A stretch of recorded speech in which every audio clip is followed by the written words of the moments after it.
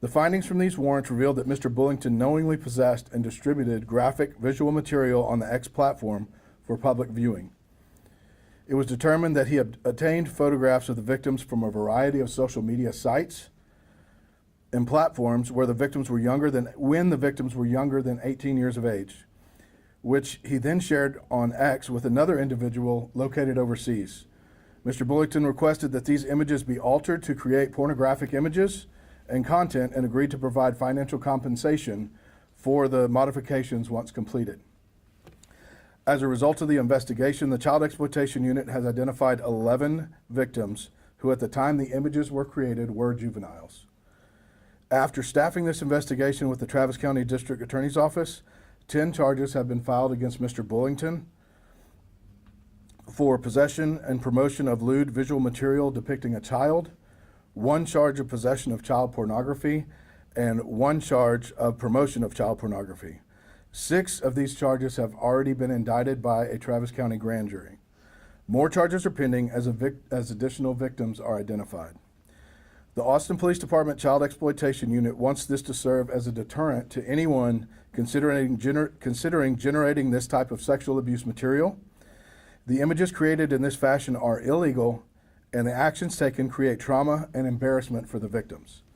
I would like to thank the APD Tactical Investigations Victim Services, Liliana Iguia and Christma Garcia, National Center for Missing and Exploited Children, and the Travis County District Attorney's Office for their assistance in this case.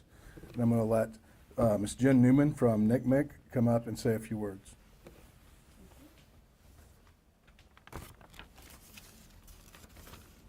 My name is Jennifer Newman. I'm an Executive Director at the National Center for Missing and Exploited Children. Good morning. The National Center for Missing and Exploited Children, also known as NCMEC, is a nonprofit organization created in 1984 by child advocates with the purpose to help find missing children, fight child sexual exploitation, and prevent child victimization. While our headquarters are located in Alexandria, Virginia, NCMEC is proud to have one of its three field offices operating here in Austin, Texas. Since 2009, the Texas office has brought the programs, services, and resources of NCMEC here to Texas and the Southeast region. NCMEC's largest program of work in the fight against child sexual exploitation is the Cyber Tip Line, an online mechanism for the public and electronic service providers to report suspected child sexual exploitation. Every day, NCMEC receives a constant flow of horrific child sexual abuse and exploitative material into the Cyber Tip Line. Once received, we review and assess that information, add value to the report, and refer it out to the appropriate law enforcement agency. Last year alone, we received more than 20 million of these Cyber Tip Line reports that resolved both domestically and internationally. In Texas alone, there were over 74,000 Cyber Tip Line reports referred to Texas law enforcement in 2024. At NCMEC, we've spent more than 4 decades fighting to protect children online. Today, we're facing a new and deeply disturbing threat, the production of child sexual abuse material through generative AI technologies. While AI can be useful, many widely available generative AI tools can be weaponized to harm children. In 2024 alone, NCMEC saw a 1,300% increase in Cyber Tip Line reports that involve generative AI technology, going from 4,700 reports in 2023 to over 67,000 reports last year. We are seeing offenders manipulating existing child sexual abuse material to depict even more abuse. We are seeing offenders asking how they can avoid detection or become more successful in targeting children. We are seeing offenders create fully synthetic imagery of child sexual abuse by entering text prompts and details to create that image. And we are seeing offenders take everyday imagery, completely innocent images and videos of real, actual children, and engineering those files to depict that child in a sexually exploitative or abusive scenario. A scenario that never happened, but one that is incredibly destructive and harmful to that child. It's important for families to know about online crimes against children and have frequent conversations with their kids about what they should do if they end up in this situation. We know it's scary, and we want you to know you're not alone. NCMEC has free resources available for help on our website at ncmec.org. In addition, NCMEC is proud to offer our service called Take It Down, which is an anonymous platform which kids can use to help take down their nude or sexually exploitative imagery that may be online. Perhaps your picture that you sent to someone is being threatened to be posted. Maybe a generative AI photo of you is posted. Even if you're unsure whether that image has been shared, we want to help and try to remove it, and this service can help. The process is simple. You visit ncmec.takeitdown.org to get started. The program works on public and unencrypted platforms who've agreed to participate, including Facebook, Instagram, TikTok, Snap, and many others. Take It Down is a great tool, but you should always report these incidents to NCMEC Cyber Tip Line. Those reports are made available to law enforcement, and we at NCMEC can offer additional services and support for the children and families impacted by these events. We commend the Austin Police Department for this investigation, for all their hard work over the past years on Cyber Tip Line reports, and for prioritizing child safety, including this new harm of generative AI child sexual abuse.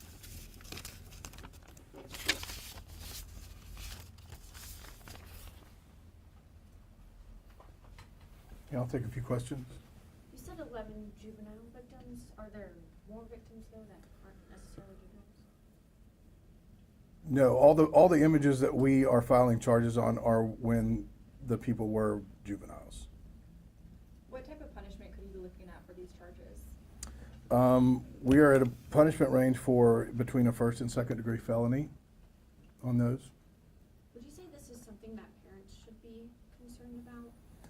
Absolutely. I think it's a lot of what we deal with at the Child Exploitation Unit has to do with things that have happened on social media, things that have happened like this, where somebody sends an image to somebody thinking it's innocent enough or private enough, and then it ends up getting exploited either for money or they tell them it's going to go on social media platforms or that sort of thing.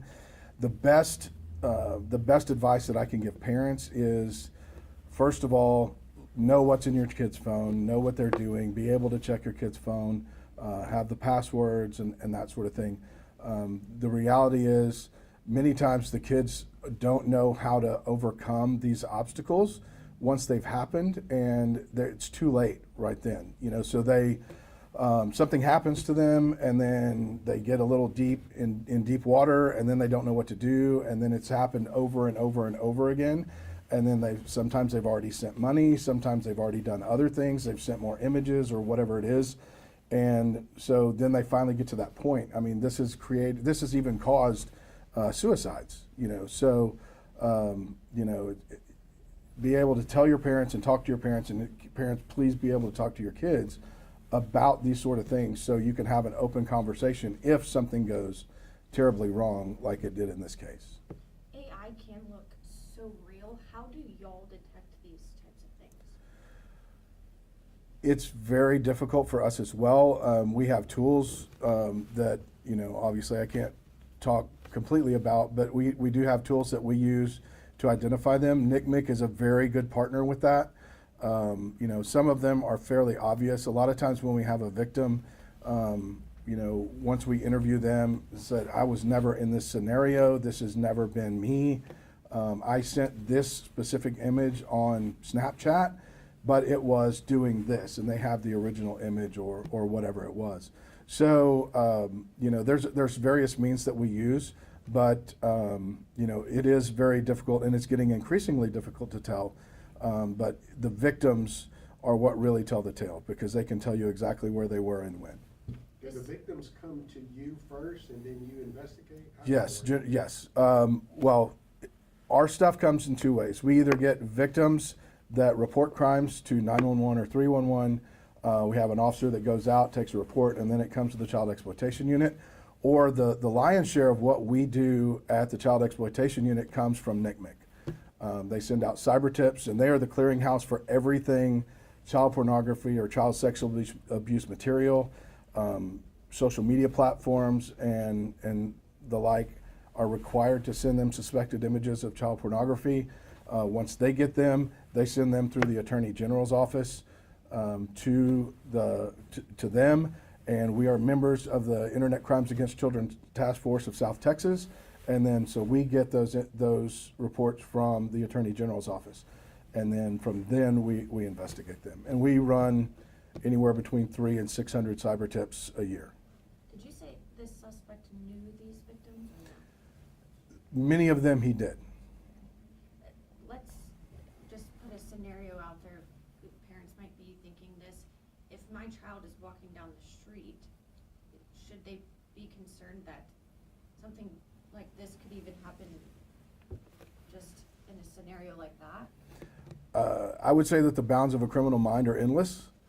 So any picture that somebody can get off of social media, they can alter in AI. No matter where they get it. You probably already answered this, but if your child is exploited in any way, including AI, are there any resources you recommend for parents to help get it back?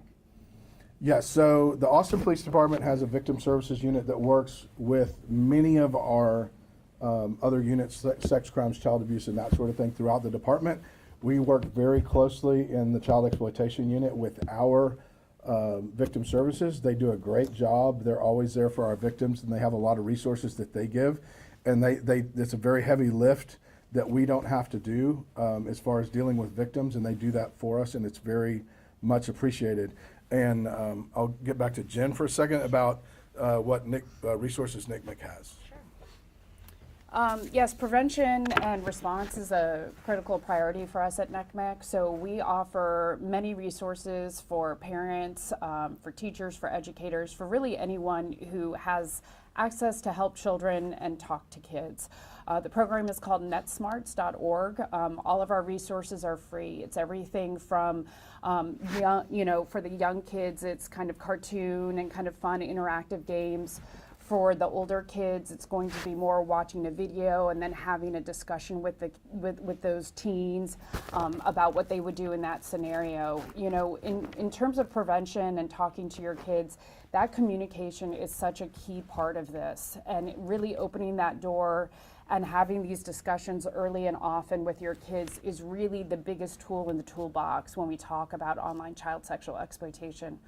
Also making sure that your kids know that you're a safe space to come to, that you're not going to respond with anger or be overly upset, that they are turning to you because they're upset. And so it's also about educating adults too, to say, hey, how can I be a better adult to receive this information if my child comes to me? Also at NCMEC, if there is imagery out there, in addition to the Take It Down, we do offer other resources to help stop the proliferation of those images. So there are other ways we can connect with those companies to help get content down, certainly making a report to the cyber tip line, and then obviously the Take It Down is a great resource as well. But we understand when we see these cyber tip line reports come in from the children, very often it's so focused on just getting that imagery down. So we've instituted a lot of help that way for both the kids and the parents. Locally here too, there's a child advocacy center called the Center for Child Protection. They're a great on-site resource for families who may be experiencing an incident like this, so always encourage you to reach out to them as well. They're a great organization and partner of NCMEC, and they do great work hands-on here locally. This AI thing, right, with child pornography, is it fairly new, or like, when did this start becoming a thing? Whenever you first started hearing about AI is when this started. In 2 legislatures ago, because this was becoming such a problem, they started dealing with it. In fact, in the federal legislature 2 sessions ago, they also did some other legislation that dealt with it federally and on the state level.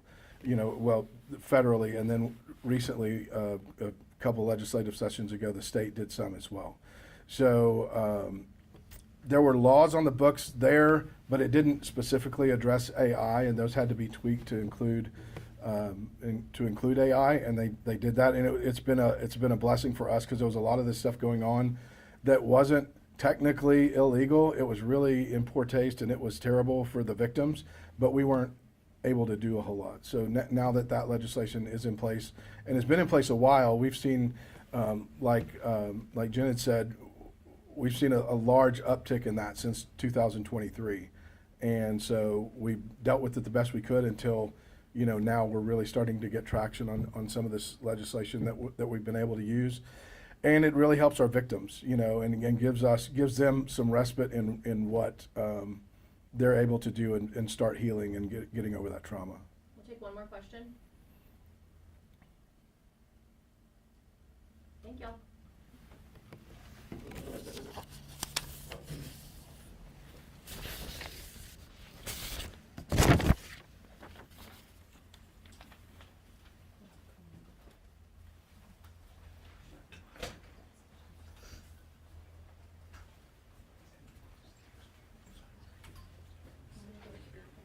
I'm gonna stay over here. Okay.